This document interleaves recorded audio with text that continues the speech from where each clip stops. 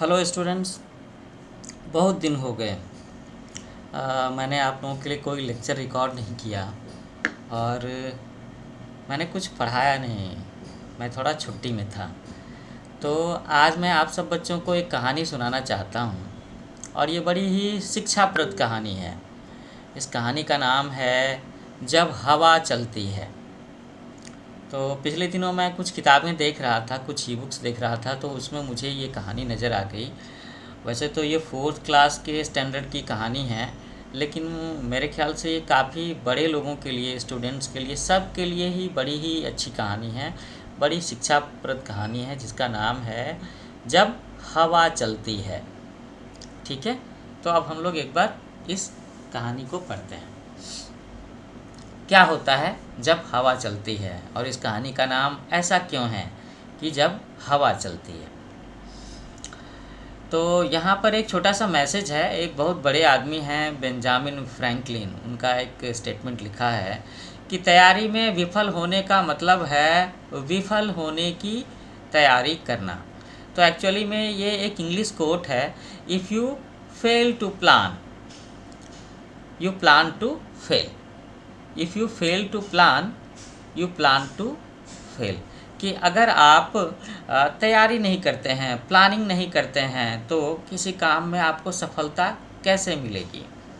तो अगर आप प्लानिंग नहीं करेंगे तो कहीं ना कहीं आप फेल होने की, विफल होने की तैयारी कर रहे हैं, उसकी प्लानिंग कर रहे हैं। ये चीज़ है ना। तो हम लोग कहानी शुरू करते हैं। बहुत समय पहले की बात है कि कर्नाटक के उत्तरी छोर पर एक किसान रहता था। उसे अपने खेत में काम करने वालों की बड़ी ज़रूरत रहती थी, लेकिन ऐसी खतरनाक जगह जहां आए दिन आंधी तूफान आते रहते हों, वहां कोई काम करना चाहेगा क्या। थोड़ा मुश्किल होता है, क्योंकि सभी लोग चाहते हैं कि हम सेफ जगह पे काम करें, सुरक्षित जगह पे काम करें। होता है ना, बिल्कुल। तो हम लोग बात कर रहे थे कि कर्नाटक के उत्तरी छोर पर एक किसान रहता था। उसे अपने खेत में काम करने वालों की बड़ी ज़रूरत थी। उसे लेबर्स की ज़रूरत थी, काम करने वाले मज़दूरों की ज़रूरत थी। लेकिन वो जगह थोड़ी ख़तरनाक थी, क्योंकि वहाँ पर समय समय पर आंधी तूफान आता रहता था। और इसी वजह से आप देख रहे हो ना, ये किसान, इस किसान के पास में कोई काम करने को, कोई मज़दूर, कोई लेबर तैयार नहीं होता था। तो किसान ने एक दिन शहर के अखबार में इश्तिहार दिया। इश्तिहार का मतलब होता है ऐड देना, एडवर्ट देना, ठीक है, विज्ञापन देना। किस चीज़ का, कि भाई मुझे लेबर चाहिए, मुझे खेत में काम करने वाले लेबर चाहिए। इस चीज़ का उसने इश्तिहार दिया। उसे खेत में काम करने वाले एक मज़दूर की ज़रूरत है। अब इस इश्तिहार को देख करके किसान से मिलने कई लोग आए, लेकिन जो भी उस जगह के बारे में सुनता वो काम करने से मना कर देता। तो आखिर लोग जो आते होंगे किसान से मिलने, वो उस जगह के बारे में क्या सुनते होंगे। वो सुनते होंगे कि वो जगह थोड़ी सी खतरनाक है, वहाँ पे आंधी तूफान आते रहते हैं। अंततः, फाइनली, है ना, अंततः एक सामान्य कद का पतला दुबला अधेड़ व्यक्ति किसान के पास पहुंचा। तो बच्चों, यहाँ पर दो शब्द हैं, अंततः। अंततः का मतलब होता है आखिरकार, फाइनली। भाई बहुत सारे लोग आए और आखिर में एक आदमी आया।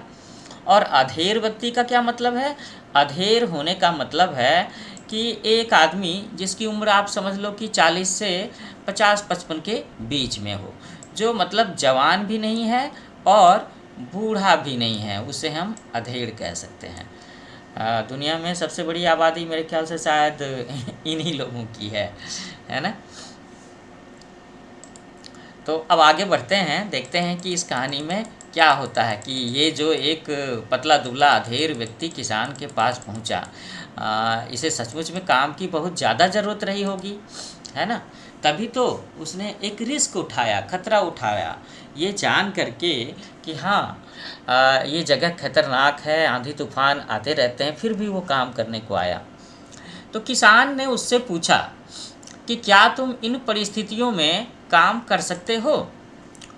हाँ, बस जब हवा चलती है तब मैं सोता हूँ, व्यक्ति ने उत्तर दिया। तो आप देख रहे हो ना, यहाँ पर ये जो सवाल जवाब हैं वो क्या हैं, कि जिस किसान को अपने खेत में काम करवाने के लिए मजदूर चाहिए, वो सवाल पूछता है उस किसान से जो उसके पास में काम करने आया है, मजदूरी करने आया है। और उसका सवाल क्या है? उसका सवाल है कि क्या तुम इन परिस्थितियों में, मतलब इन खतरनाक परिस्थितियों में काम कर सकते हो?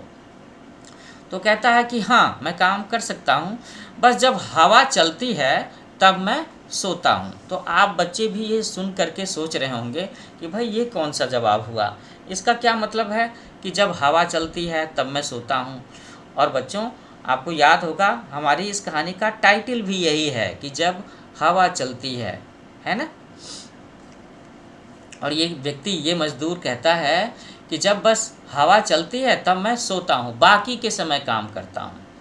तो किसान को उसका उत्तर थोड़ा अजीब लगा, लेकिन उसे कोई और काम करने वाला मिल नहीं पा रहा था, इसीलिए उसने उस व्यक्ति को काम पर रख लिया। अब भाई मैं भी उसकी जगह पर होता तो शायद ऐसा ही करता कि जब आपको काम करने के लिए लेबर मज़दूर ही नहीं मिल रहे हैं, तो चलो इस बंदे का जवाब थोड़ा अटपटा सा है या समझ में नहीं आ रहा है, लेकिन काम करने को तैयार तो है ना। अब आगे देखते हैं कि आखिर इस अजीब सा जवाब देने वाले मज़दूर ने आखिर काम कैसा किया, काम करने में कैसा है, जवाब तो उसका अजीब है। तो लिखा है कहानी में कि मज़दूर मेहनती निकला, ही वॉज ए लेबोरियस। ठीक है, वह सुबह से शाम तक खेतों में मेहनत करता। किसान भी उससे काफ़ी संतुष्ट था, काफ़ी सेटिस्फाइड था उसके काम से। तो भाई इससे अच्छी बात क्या हो गई कि किसान को एक अच्छा मेहनत करने वाला मज़दूर मिल गया और उस मज़दूर को एक काम मिल गया। अब कुछ ही दिन बीते थे कि एक रात अचानक ही ज़ोर ज़ोर से हवा बहने लगी। किसान अपने अनुभव से समझ गया कि अब तूफान आने वाला है। वह तेजी से उठा, हाथ में लालटेन ली और मजदूर की झोपड़ी की तरफ दौड़ा। तो अगर कहीं भी आंधी तूफान आए तो लोगों के साथ क्या होता है, लोग थोड़े से अलर्ट हो जाते हैं, सावधान हो जाते हैं, कॉशस हो जाते हैं। तो यहाँ पर भी ऐसी ही बात हुई। और इस किसान को तो पहले से मालूम था ही कि ये जगह खतरनाक है, यहाँ पर अक्सर आंधी तूफान आते ही रहते हैं। तो जैसे ही उसे तेज़ तेज़ हवा बहने की आवाज़ सुनाई दी, उसे लगा कि तूफ़ान आने ही वाला है। तो वो जल्दी से उठा, उसने अपने हाथ में एक लालटेन ली और मज़दूर के झोपड़े की तरफ दौड़ा। उस मज़दूर के झोपड़े की तरफ दौड़ा जिस मज़दूर को उसने हायर किया था, जिसको उसने अपने यहाँ काम पर रखा था। लेकिन बच्चों, आपको याद है उस मज़दूर ने क्या कहा था कि जब हवा चलती है तब मैं सोता हूँ। तो अभी हम लोग देखने वाले हैं कि अब क्या होने वाला है। तो ये किसान उस मज़दूर के पास पहुंच करके बोलता है कि जल्दी उठो, देखते नहीं तूफान आने वाला है। इससे पहले कि सब कुछ तबाह हो जाए, कटी फसलों को बांध कर ढक दो और बारे के गेट को भी रस्सियों से बांध दो। किसान ने ये बात चीख करके, चिल्ला करके कहा। बारे के गेट का मतलब है, बारा हम लोग कहते हैं ऐसी जगह को जहाँ पर हम अपने पालतू जानवरों को, मवेशियों को रखते हैं। तो इस किसान के पास में भैंस हो सकते हैं, घोड़े हो सकते हैं, गायें हो सकती हैं, बकरियां हो सकती हैं, भेड़ हो सकती है ना। एक बड़ा किसान आखिर अपने बाड़े में इन्हीं जानवरों को तो रखेगा। तो किसान ने चीख चीख करके, चिल्ला चिल्ला करके ज़ोर ज़ोर से कहा मज़दूर से कि जल्दी उठो, जल्दी उठो, देखते नहीं तूफ़ान आने वाला है। तूफ़ान आने से सारी फसलें तबाह हो सकती है। तो उसने कहा कि कटी फसलों को बांध करके ढक दो। अगर बांध करके नहीं ढकेंगे तो फसलें इधर उधर बिखर जाएंगी और अनाज सड़ सकते हैं। और दूसरी बात उसने कहा कि जहाँ पर जानवरों का बाड़ा है उसके गेट को रस्सियों से बांध दो। किसान ने ये बातें ज़ोर ज़ोर से चिल्ला चिल्ला करके कही। तो मज़दूर बड़े आराम से पलटा और बोला, नहीं जनाब, मैंने आपसे पहले ही कहा था कि जब हवा चलती है तो मैं सोता हूँ। अब तो ये बड़ी विचित्र सी स्थिति हो गई ना कि किसान उस जगह के बारे में पहले से मालूम था कि जगह पर आंधी तूफ़ान आते हैं, उसको आंधी तूफ़ान आने की आशंका हुई, ऐसा फील हुआ कि आंधी आने वाला है, तूफ़ान आने वाला है। और वो अपने मज़दूर से कहता है कि भाई उठो उठो, थोड़ी सावधानी बरतो, कटी हुई फसलों को बांध करके ढक दो, बाड़े के गेट को रस्सियों से बांध दो, नहीं तो जानवर इधर उधर चले जाएंगे, फसलों की तबाही हो सकती है। और ये जो मज़दूर है जिसने पहले जवाब दिया था कि जब हवा बहती है तो मैं सोता हूँ, उसने किसान की परेशानियों वाला सवाल तो सुन लिया, लेकिन उसने क्या कहा कि नहीं जनाब, मैंने तो आपसे पहले ही कहा था कि जब हवा चलती है तो मैं सोता हूँ। इसका मतलब है मज़दूर अभी कुछ भी करने को राज़ी नहीं था, और जबकि उसका मालिक ये जो किसान है वो काफ़ी परेशान था कि भाई आंधी तूफान आ गया तो अब मुझे कुछ न कुछ करना होगा। अब देखो क्या होता है इसमें। तो मज़दूर का ये जवाब सुन करके उस किसान का गुस्सा सातवें आसमान पर पहुंच गया। सातवें आसमान पर पहुंचना कि मतलब पीक पर पहुंच जाना, बहुत ज़्यादा गुस्सा होना, है ना। तो उसके जी में आया कि उस मज़दूर को गोली मार दे। सोचो कितना गुस्सा आया होगा उस किसान को, है ना, कि उसने अपने खेतों का काम करने के लिए एक मज़दूर को रखा और आंधी तूफान आने वाला है, और वो मज़दूर से कहता है कि भाई उठो जागो, ज़रा सावधान होकर के संभल करके ये सारे काम समेट लो, बाड़े को बांध दो, कटी हुई फसलों को रख लो ताकि तूफान से नुकसान न पहुँचे। और वो कहता है कि मैंने तो आपसे पहले ही कहा था कि जब हवा बहती है तो मैं सोता हूँ, है ना। तो उसे बहुत गुस्सा आया, इतना गुस्सा कि वो उसे गोली मार दे।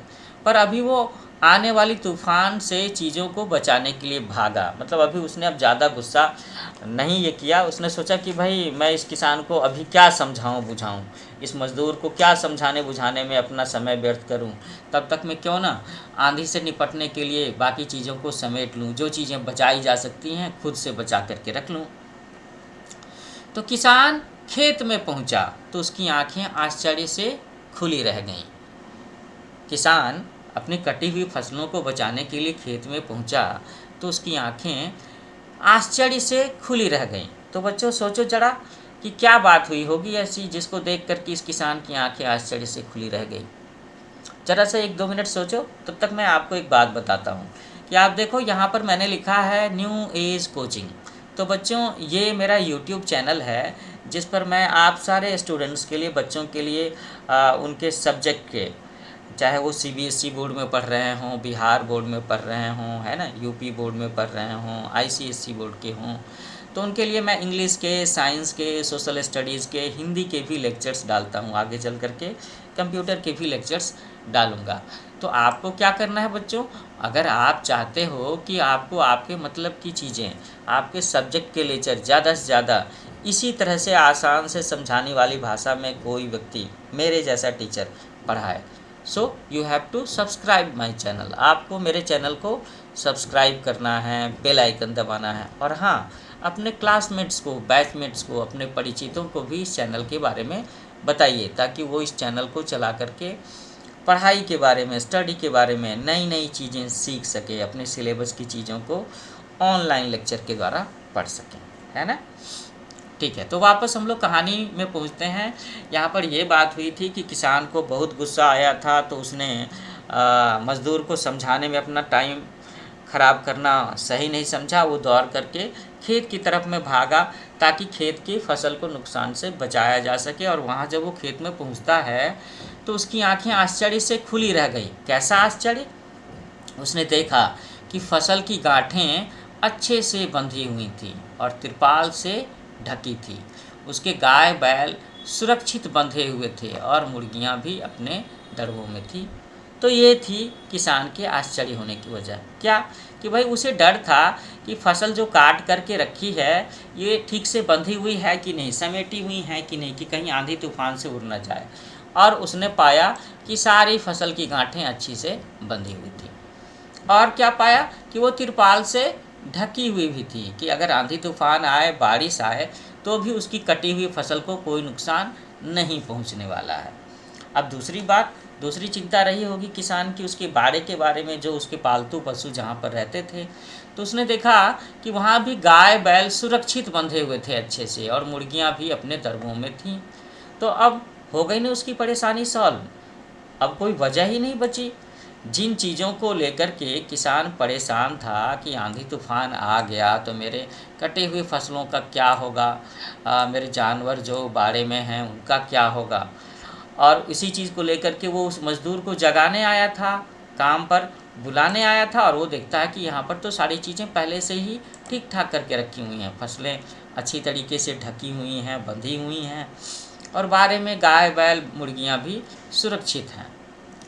उसने देखा, और क्या देखा कि बाड़े का दरवाज़ा भी मजबूती से बंधा हुआ था। सारी चीज़ें बिल्कुल भी व्यवस्थित थीं, इतनी व्यवस्थित कि जैसे किसी को मालूम हो या किसी को लगे कि चलो मैं ऐसी व्यवस्था कर देता हूँ कि इसके बाद में आंधी तूफान पानी आ भी जाए तो मेरी फसलों को, मेरे जानवरों को कोई नुकसान ना पहुँचे। और ये व्यवस्था किसने किया था? ये व्यवस्था किसान के उसी मज़दूर ने किया था जिसको उसने अपने यहाँ काम पर रखा था, जिसने उसको क्या जवाब दिया था कि मालिक, जब हवा चलती है तो मैं सोता हूँ। तो नुकसान होने की कोई संभावना नहीं बची थी, कोई पॉसिबिलिटी नहीं बची थी। किसान अब मज़दूर की ये बात कि जब हवा चलती है तब मैं सोता हूँ समझ चुका था, और अब वो भी चैन से सो सकता था। कौन चैन से सो सकता था? ये किसान, वही किसान जिसने उस मज़दूर को अपने यहाँ काम पर रखा था, और ऐसा मज़दूर जो कि जानता था कि यहाँ आंधी तूफान आते हैं, है ना, और इसके बावजूद भी जो ये बात भी कहता था कि जब हवा चलती है तो मैं सोता हूँ, है ना। तो अब इन चीज़ों को देख करके मुझे लगता है किसान बहुत ही खुश हुआ होगा ना, क्योंकि जिन चीज़ों से वो बहुत ज़्यादा परेशान होता था, आंधी तूफान, और वो अकेला था, अपने खेत संभाल नहीं पाता था, कटी हुई फसलों को संभाल नहीं पाता था, जानवरों को नहीं संभाल पाता था, और इन्हीं चीज़ों के लिए उसने अपने यहाँ उस लेबर को रखा था। और वो लेबर इतना समझदार था कि वो रोज़ हर दिन अपना काम ख़त्म करने के बाद में कटी हुई फसलों को अच्छे से बांध देता था, तिरपाल से ढक देता था, ताकि बारिश हो तो भी नुकसान ना हो। रोज़ रात में सोने से पहले जानवरों को अच्छे से बांध देता था, उसके गेट को बांध देता था, ताकि आंधी तूफान आने से कोई नुकसान ना पहुँचे। इसीलिए तो वो कहता था कि जब हवा चलती है तब मैं सोता हूँ, क्योंकि मैं पहले ही उसकी व्यवस्था कर चुका होता हूँ, और अब उसका किसान मालिक भी आराम से सो सकता था। तो बच्चों, हमारी ज़िंदगी में भी कुछ ऐसे तूफ़ान आने तय हैं। तूफ़ान का मतलब क्या है? तूफ़ान का मतलब ये है कि ऐसी घटनाएं, ऐसी परेशानियां जिसके बारे में आपको पहले से पता नहीं होता, आप पहले से अंदाज़ा नहीं लगा सकते, वो अचानक बिन बुलाए आ जाती हैं। तो ज़रूरत किस बात की है? ज़रूरत इस बात की है कि हम उस मज़दूर की तरह पहले से तैयारी करके रखें, ताकि मुसीबत आने पर हम भी चैन से सो सकें, है ना। जैसे कि यदि कोई विद्यार्थी शुरू से पढ़ाई करे तो परीक्षा के समय वो रेगुलर रूटीन मेंटेन कर सकता है, आराम से रह सकता है। हर महीने बचत करने वाला व्यक्ति भी अगर पैसे बचाता रहता है ना, रेगुलर थोड़ा थोड़ा पैसा बचाता रहता है, तो कभी उसको कोई बड़ी ज़रूरत पड़ेगी, कोई बड़ा काम होगा, या कभी सोचो कि अकाल का समय है, सूखा का समय है, बाढ़ का समय है, उसका काम 2 महीने 3 महीने ना चले, तो उस स्थिति में वो अपने बचाए हुए पैसों से भी अपने घर के खर्चे आसानी से जुटा सकता है ना। तो चलिए हम भी कुछ ऐसा करें कि हम कह सकें क्या, कि जब हवा चलती है तो मैं सोता हूँ, है ना। क्या कहना है हमें कि जब हवा चलती है तो मैं सोता हूँ। और हमें सिर्फ ऐसा कहना ही नहीं है, हमें इन चीज़ों की तैयारी भी करनी है। हवा चलने का मतलब यहाँ है, हवा चलने का अभिप्राय आंधी तूफान आने से है, और सोने का मतलब है आराम से रहना। तो अगर आप रोज़मर्रा की ज़िंदगी में, अपनी डेली लाइफ में हमेशा ही थोड़ा थोड़ा पैसे बचाते रहते हैं भविष्य के लिए, बुरे दिनों के लिए, तकलीफ़ वाले दिनों के लिए, और थोड़ा थोड़ा कुछ इस तरह की व्यवस्था, इस तरह की तैयारी करते रहते हैं, ताकि जैसे बारिश आने वाला समय अप्रैल का महीना है, मार्च का महीना है, और आपको पता है कि भाई जुलाई अगस्त महीने में बहुत पानी बरसता है, बारिश आती है, तो ये दिक्कत आती है, वो दिक्कत आती है। तो मैं खेत की मेड़ संभाल करके रख लूँ, अपने घर की छत छप्पर को ठीक कर लूँ, है ना, घर के नीचे की फ़र्श को थोड़ी मजबूत बना लूँ, एक छोटा सा ऊंचा रास्ता बना लूँ, ताकि बाढ़ आने पर भी मुझे दिक्कत ना आए। तो ऐसे में क्या होगा कि अगर आप ये तैयारियां थोड़ा थोड़ा पहले से करते चलते हैं, तो अगर जून जुलाई के महीने में अगर बारिश ज़्यादा होती है, बाढ़ आ भी जाती है, तो आप बाकी लोगों की अपेक्षा ज़्यादा सुकून की स्थिति में होंगे। You will be in A comfortable position. जबकि बाकी के लोग जिन्होंने इसके बारे में पहले से तैयारी नहीं कर रखी है, they will be in distress, वो बहुत परेशान होंगे, दे विल बी वरीड, वो हेल्पलेस हो सकते हैं, सरकार के भरोसे हो सकते हैं। और उस समय वो आदमी जिसने पहले से थोड़ा थोड़ा पैसा बचा रखा है, पहले से थोड़ी थोड़ी तैयारी कर रखी है, इस तरह के बुरे दिनों से निपटने के लिए वो कह सकता है कि जब हवा चलती है, जब आंधी तूफान आता है, जब तकलीफ़ के दिन आते हैं, तो भी मैं आराम से रहता हूँ, मैं सोता हूँ। तो बच्चों, इस कहानी से हमें क्या मोरल लेसन मिलता है? हमें इस कहानी से ये मोरल लेसन मिलता है कि हमें अपना काम समय पर करना चाहिए और इसके साथ ही बुरे समय से निपटने के लिए पहले से तैयार रहना चाहिए। यही है मोरल ऑफ द स्टोरी, और बड़ी अच्छी कहानी लगी मुझे। तो इसीलिए मैंने सोचा कि ये बच्चे की स्कूल के सिलेबस में हो या ना हो, ये एक ऐसी चीज़ है, इसमें एक ऐसी लाइफ वैल्यू, लाइफ स्किल, एक मोरल लेसन सिखाया जा रहा है जो बच्चों को, बड़ों को, सबको अपनी ज़िंदगी में काम आ सकता है, चाहे वो युवा हों, बुज़ुर्ग हों, बच्चे हों। मतलब क्या कि हम अवेयर हैं कि भाई लोगों की ज़िंदगी में ऐसी ऐसी तकलीफ़ें आती हैं, इस तरह की दिक्कत आती है, मौसम ऐसे बदलता है, बाढ़ ऐसे आ सकता है ना। कभी कोरोना के जैसा प्रॉब्लम भी हो सकता है कि लोगों को लॉकडाउन में रहने पड़े 2 महीने, 4 महीने। आप सोचो ना, लद्दाख में जहाँ 6-6 महीने, 5-5 महीने बर्फ़ जमी रहती है, लोग घरों में बंद रहते हैं, वो कैसे रहते होंगे? तो वो भी इसी फार्मूले को अपनाते होंगे कि जब हवा चलती है तो मैं सोता हूँ। कहने का मतलब ये है कि जब मई जून से ले कर के सितंबर अक्टूबर के महीनों में उनके यहाँ धूप रहती होगी, मौसम खुला रहता होगा, वो खेती बाड़ी कर सकते होंगे, तो वो उसी समय आ, अपने लिए खाने की चीज़ें, लकड़ियाँ, गर्म कपड़े, इन सब चीज़ों को इकट्ठा कर लेते होंगे, ताकि दिसंबर से लेकर के फरवरी मार्च के महीनों में जब वो अपने घर से बाहर, बर्फ़ गिरने की वजह से, इतनी ज़्यादा ठंड की वजह से घर से बाहर निकल भी नहीं सकते हैं, तो उन 4 महीनों में आराम से अपने घर में रह सकें, खाने पीने का इंतज़ाम कर सकें, लकड़ी का आग जलाने का इंतज़ाम कर सकें। है ना बच्चों? तो कैसी लगी ये कहानी कि जब हवा चलती है तो मैं सोता हूँ? मुझे लगता है कि आप सब बच्चों को ये कहानी पसंद आई होगी और आप अपने दोस्तों से, अपने घर में बड़ों से भी चर्चा करेंगे और हो सकता है दोबारा सुनना चाहेंगे। और इसके साथ में मैं फिर से एक बार आपको याद दिलाना चाहूँगा कि आप मेरे चैनल को याद रखें, न्यू एज कोचिंग। मैं इस पर समय समय पर इसी तरह से एजुकेशन के बारे में लेक्चर्स डालूँगा, कुछ कहानियाँ डालूँगा, कुछ आपको समझाने का, ज़िंदगी के बारे में सिखाने वाली चीज़ें डालूँगा, जिससे आपको काफ़ी फ़ायदा होगा। So remember, don't forget to subscribe my channel new age coaching, और इसे शेयर कीजिए, सब्सक्राइब कीजिए। ठीक है?